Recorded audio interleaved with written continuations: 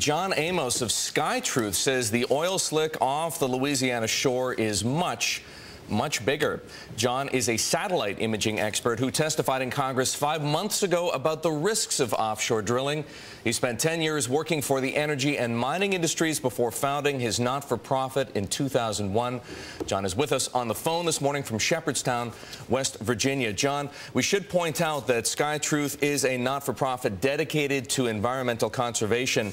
And let's start with this. How big could the spill be by now? I was listening to Adam Johnson earlier on the phone saying that it's really muggy down in Louisiana, lots of fog, very hard to get any visuals going. But based on what you know, based on what we've seen from the satellite images, what can you tell us? Well, good morning, Eric and Deirdre. And unfortunately, the cloud cover has been a problem for us too here at SkyTruth because we've been relying on NASA satellite images that are unable to look through that cloud cover. But we understand that others are using radar satellite images that hopefully are getting a clearer look.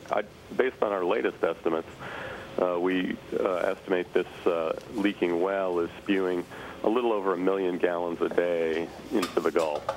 John, BP has been saying it's too difficult to accurately gauge the flow of oil from the blowout, but the calculations you're using for the size of this slick imply that there's much more than 5,000 barrels a day of oil flowing from the well. Is that correct? Yeah, based on satellite images showing the size of the spill when we last got a good look at it, and Coast Guard maps of the size and visual appearance of the oil slick.